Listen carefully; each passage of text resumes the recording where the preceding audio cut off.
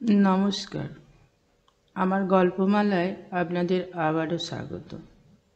আজকে যে ছোট গল্পটি পড়ব তার নাম কঙ্কাল। লিখেছেন রবীন্দ্রনাথ ঠাকুর। আমরা 3 বাল্যসঙ্গী যে ঘরে শয়ন করিতাম তাহার পাশের ঘরের দেয়ালে একটি আস্ত নরকঙ্কাল ঝুলানো থাকিত। রাতে বাতাসে তাহার হাড়গুলো খটখট শব্দ করিয়া নড়িত। দিনের বেলায় আমাদিগের এই হাড় নাড়িতে হইত। আমরা তখন পণ্ডিত মশাইয়ের নিকট মেঘনাথ বধ এবং ক্যাম্বেল স্কুলের এক ছাত্রের কাছে অস্থিবিদ্যা পড়িতাম। আমাদের অভিভাবকদের ইচ্ছে ছিল আমাদিগকে সহসা সর্ববিদ্যায় পারদর্শী করিয়া তোলেন। তাহার অভিপ্রায় কতদূর সফল হইয়াছে যাহারা আমাদিগকে জানেন তাহাদের নিকট প্রকাশ করা বাহুল্য, এবং যাহারা জানেন না তাহাদের নিকট গোপন করাই শ্রেয়। তাহার পর বহু কাল অতীত হইয়াছে। ইতিমধ্যে সেই ঘর হইতে কঙ্কাল এবং আমাদের মাথা হইতে অস্থিবিদ্যা কোথায় স্থানান্তরিত হইয়াছে অন্বেষণ করিয়া জানা যায় না। অল্পদিন হইল একদিন রাতে কোনো কারণে অন্যত্র স্থানাভাব হওয়াতে আমাকে সেই ঘরে শয়ন করিতে হয়। অনভ্যাসবশত ঘুম হইতেছে না। এপাশ ওপাশ করিতে করিতে গির্জার ঘড়িতে বড় বড় ঘণ্টাগুলো প্রায় সব কটা বাজিয়া গেল। এমন সময়ে ঘরের কোণে যে তেলের সেজ চলিতেছিল সেটা প্রায় মিনিট 5 ধরিয়া খাইতে খাইতে একেবারে নিভিয়া গেল। ইতিপূর্বে আমাদের বাড়িতে 2-1টা দুর্ঘটনা ঘটিয়াছে, তাই এই আলো নেভা হইতে সহজেই মৃত্যুর কথা মনে উদয় হইল। মনে হইল এই যে রাত্রি 2 প্রহরে একটি দীপশিখা চির অন্ধকারে মিলাইয়া গেল, প্রকৃতির কাছে ইহাও যেমন, আর মানুষের ছোট্ট ছোট্ট প্রাণশিখা কখনো দিনে কখনো রাতে হঠাৎ নিভিয়া বিস্মৃত হইয়া যায়, তাহাও তেমনি। ক্রমে সেই কঙ্কালের কথা মনে পড়িল।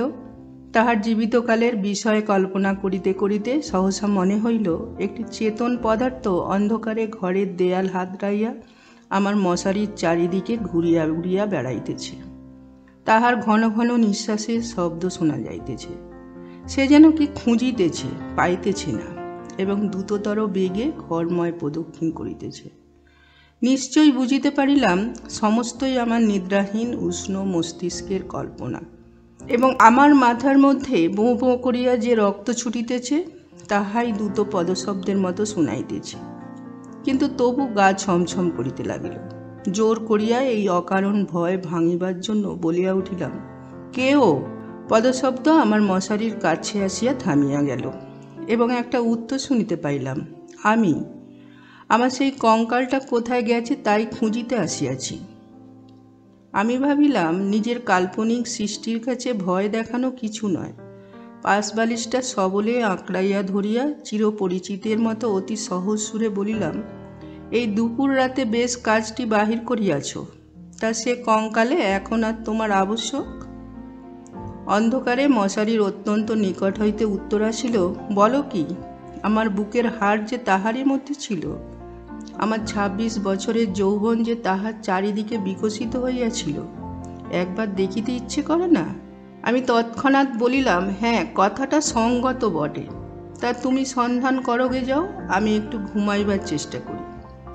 সে বলিল, তুমি একলা আছো বুঝি? তবে একটু বসি, একটু গল্প করা যাক। 35 বছর পূর্বে আমিও মানুষের কাছে বসিয়া মানুষের সঙ্গে গল্প করিতাম। এই 35টা বছর আমি কেবল শ্মশানের বাতাসে হু হু শব্দ করিয়া বেড়াইয়াছি। আজ তোমার কাছে বসিয়া আর একবার মানুষের মতো করিয়া গল্প করি। অনুভব করিলাম আমার মশারির কাছে কে বসিল। নিরুপায় দেখিয়া আমি বেশ একটু উৎসাহের সহিত বলিলাম, সেই ভালো, যাহাতে মন বেশ প্রফুল্ল হইয়া ওঠে এমন একটা কিছু গল্প বলো। সে বলিল, সবচেয়ে মজার কথা যদি শুনতে চাও তো আমার জীবনের কথা বলি। গির্জার ঘড়িতে ঢং ঢং করিয়া 2টো বাজিল। যখন মানুষ ছিলাম এবং যখন ছোট ছিলাম তখন এক ব্যক্তিকে যমের মতো ভয় করিতাম। তিনি আমার স্বামী। মাছকে বড়শি দিয়া ধরিলে তাহার যেমন মনে হয় আমারও সেইরূপ মনে হইত। অর্থাৎ কোনো এক সম্পূর্ণ অপরিচিত জীব যেন বড়শিতে গাঁথিয়া আমাকে আমার সিক্ত গভীর জন্ম জলাশয় হইতে টান মারিয়া ছিনিয়াইয়া লইয়া যাইতেছে। কিছুতে তাহার হাত হইতে পরিত্রাণ নাই। বিবাহের 2 মাস পরেই আমার স্বামীর মৃত্যু হইল, এবং আমার আত্মীয় স্বজনেরা আমার হইয়া অনেক বিলাপ পরিতাপ করিলেন। আমার শ্বশুর অনেকগুলি লক্ষণ মিলাইয়া দেখিয়া শাশুড়িকে কহিলেন, শাস্ত্রে যাহাকে বলে বিষকন্যা, এ মেয়েটি তাই। সে কথা আমার স্পষ্ট মনে আছে। শুনিতেছ, কেমন লাগিতেছে? আমি বলিলাম, বেশ। গল্পের আরম্ভটি বেশ মজার, তবে শুনো। আনন্দে বাপের বাড়ি ফিরিয়া আসিলাম। ক্রমে বয়স বাড়িতে লাগিল। লোকে আমার কাছে লুকাইতে চেষ্টা করিত, কিন্তু আমি নিজে বেশ জানিতাম আমার মতো রূপসী এমন যেখানে সেখানে পাওয়া যায় না। তোমার কি মনে হয়? খুব সম্ভব, কিন্তু আমি তোমাকে কখনো দেখি নাই। দেখো নাই কেন? আমার সেই কঙ্কাল।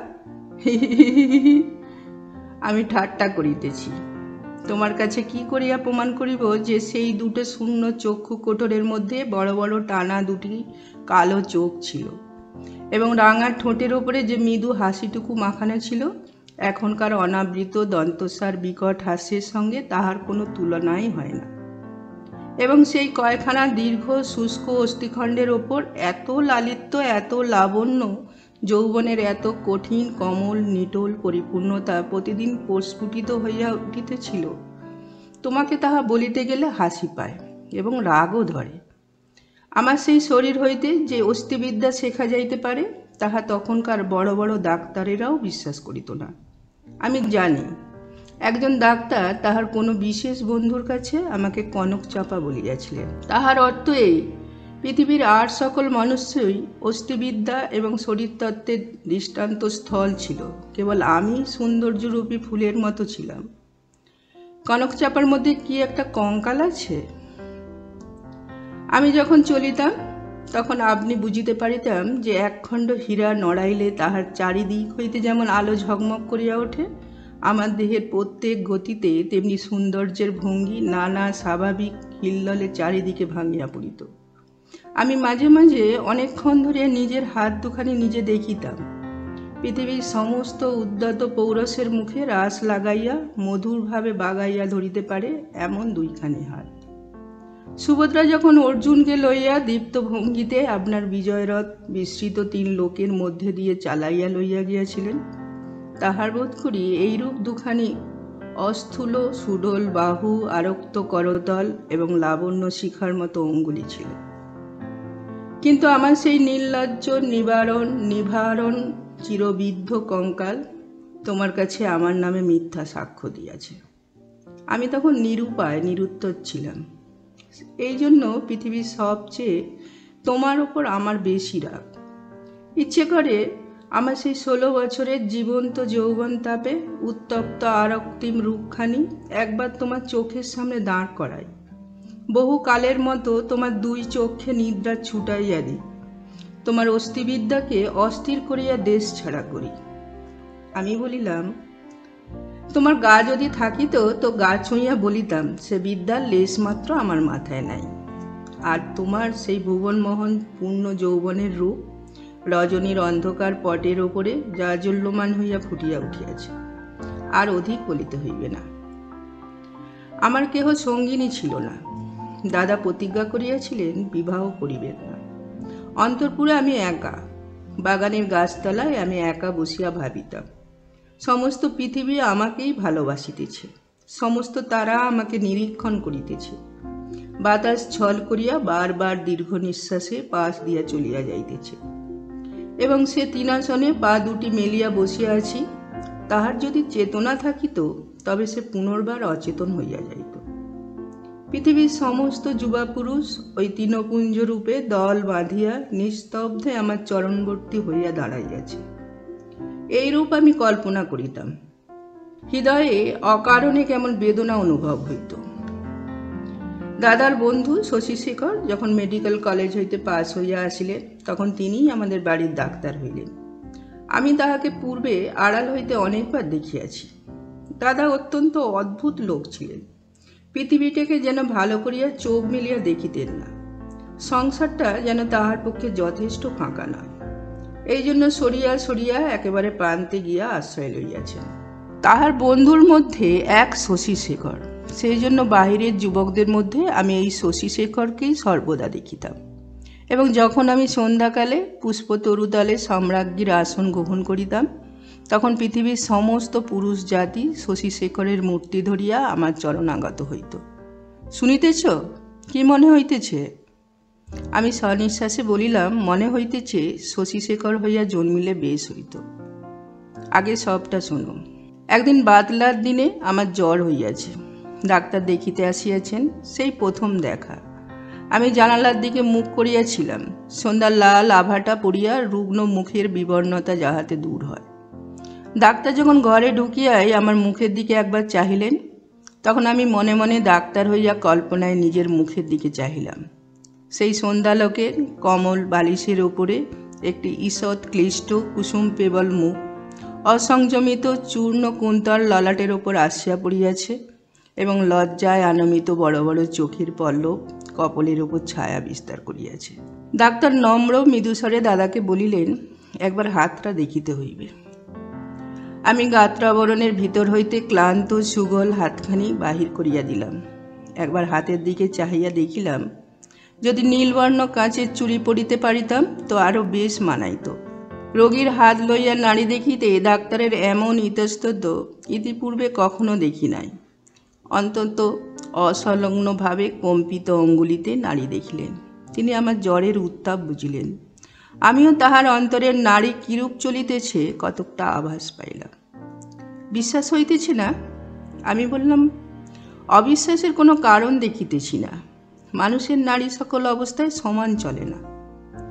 কালক্রমে আরও 2-4 বার রোগ ও আরোগ্য হইবার পরে দেখিলাম, আমার সেই সন্ধ্যাকালের মানুষ সবাই পৃথিবীর কোটি কোটি পুরুষ সংখ্যা অত্যন্ত হ্রাস হইয়া ক্রমে একটিতে আসিয়া ঠেকিল।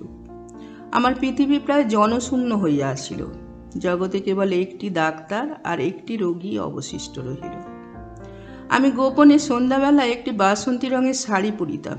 ভালো করিয়া খোঁপা বাঁধিয়া মাথায় একগাছি বেলফুলের মালা জড়াইতাম। একটি আয়না হাতে লইয়া বাগানে গিয়া বসিতাম।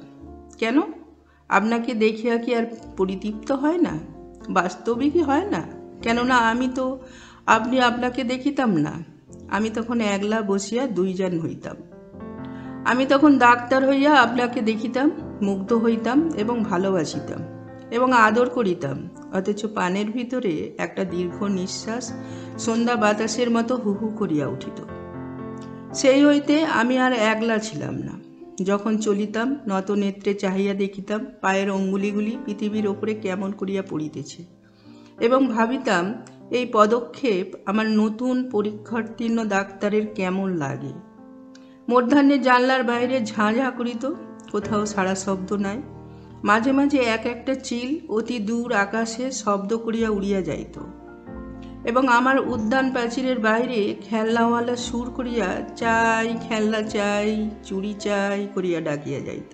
আমি একখানি ধপধপে চাদর পাতিয়া নিজের হাতে বিছানা করিয়া শয়ন করিতাম।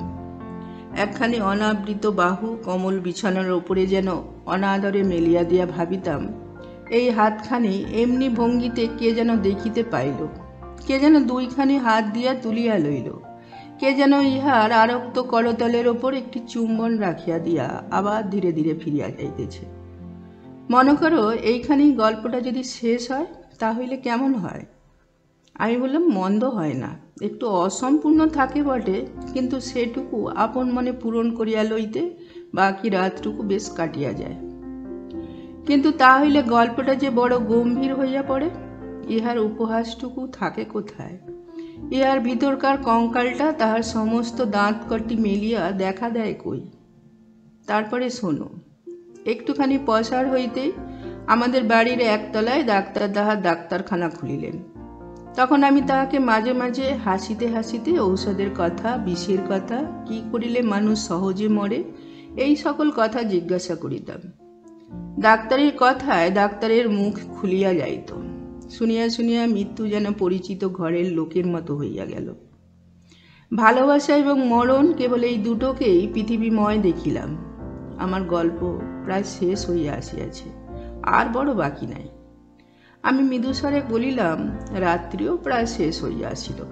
কিছুদিন হইতে দেখিলাম ডাক্তারবাবু বড় অন্যমনস্ক এবং আমার কাছে যেন ভারী অপ্রতিভ। একদিন দেখিলাম তিনি কিছু বেশি রকমের সাজসজ্জা করিয়া দাদার কাছে তাহার জুড়ি ধার লইলেন।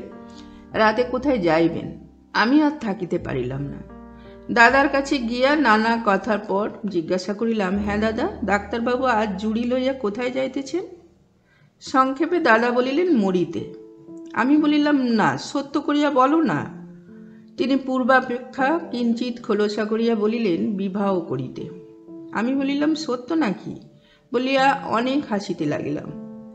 অল্পে অল্পে শুনিলাম এই বিবাহে ডাক্তার 12,000 টাকা পাইবেন। কিন্তু আমার কাছে এ সংবাদ গোপন করিয়া আমাকে অপমান করিবার তাৎপর্য কি? আমি কি তাহার পায়ে ধরিয়া বলিয়াছিলাম যে এমন কাজ করিলে আমি বুক ফাটিয়া মরিব?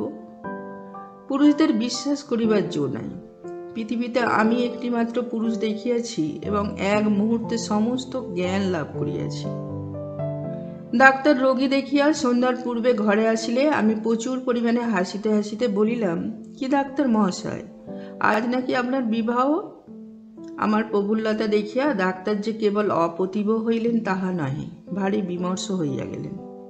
জিজ্ঞাসা করিলাম, বাজনা বাদ্য কিছুই নাই যে? শুনিয়া তিনি ঈষৎ একটু নিঃশ্বাস ফেলিয়া বলিলেন, বিবাহ ব্যাপারটা কি এতই আনন্দের? শুনিয়া আমি হাসিয়া অস্থির হইয়া গেলাম। এমন কথাও তো কখনো শুনি নাই। আমি বলিলাম, সে হইবে না, বাজনা চাই, আলো চাই। দাদাকে এমনি ব্যস্ত করিয়া তুলিলাম যে দাদা তখনই রীতিমতো উৎসবের আয়োজনে প্রবৃত্ত হইলেন। আমি কেবলই গল্প করিতে লাগিলাম। বধূ ঘরে আসিলে কি হইবে, কি করিব? জিজ্ঞাসা করিলাম, আচ্ছা ডাক্তার মহাশয়, তখনও কি আপনি রোগীর নাড়ি টিপিয়া বেড়াইবেন? যদিও মানুষের, বিশেষত পুরুষের মনটা দৃষ্টিগোচর নয়, তবে আমি শপথ করিয়া বলিতে পারি কথাগুলি ডাক্তারের বুকে সেলের মতো বাজিতেছিল। অনেক রাত্রে লগ্ন। সন্ধ্যাবেলায় ডাক্তার ছাদের ওপর বসিয়া দাদার সহিত 2-1 পাত্র মদ খাইতেছিলেন। দুইজনেরই এই অভ্যাসটুকু ছিল। ক্রমে আকাশে চাঁদ উঠিল।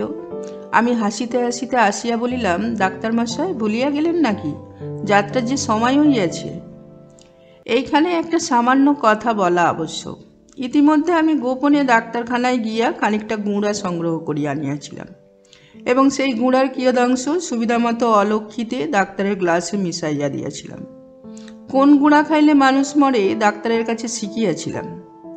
ডাক্তার এক চুমুকে গ্লাসটি শেষ করিয়া কিঞ্চিৎ আর্দ্র গদগদ কণ্ঠে আমার মুখের দিকে মর্মান্তিক দৃষ্টিপাত করিয়া বলিলেন, তবে চলিলাম। মাসি বাজিতে লাগিল। আমি একটি বেনারসি শাড়ি পরিলাম। যতগুলি গয়না সিন্ধুকে তোলা ছিল সবগুলি বাহির করিয়া পরিলাম। স্মৃতিতে বড় করিয়া সিঁদুর দিলাম। আমার সেই বকুতলায় বিছানা পাতিলাম। বড় সুন্দর রাত্রি, ফুটফুটে জ্যোৎস্না, সুপ্ত জগতের ক্লান্তি হরণ করিয়া দক্ষিণে বাতাস বহিতেছে। জুই আর বেলফুলের গন্ধে সমস্ত বাগান আমোদ করিয়াছে।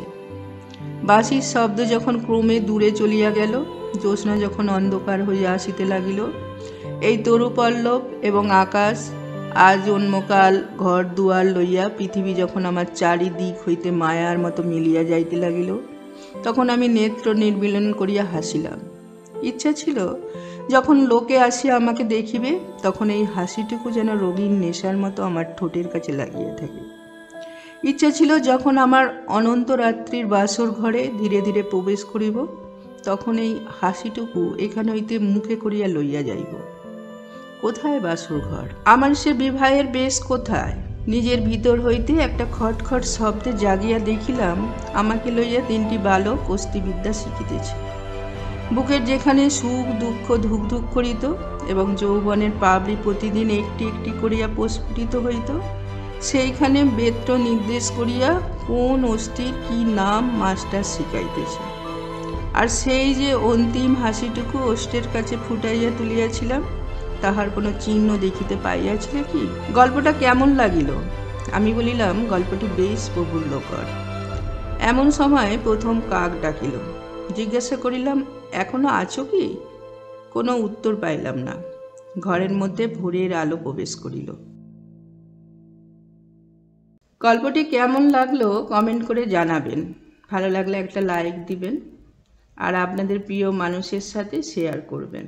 পরের গল্পটি যাতে আপনার কাছে আগেই পৌঁছায়, এই জন্য আমার চ্যানেলটি সাবস্ক্রাইব করবেন।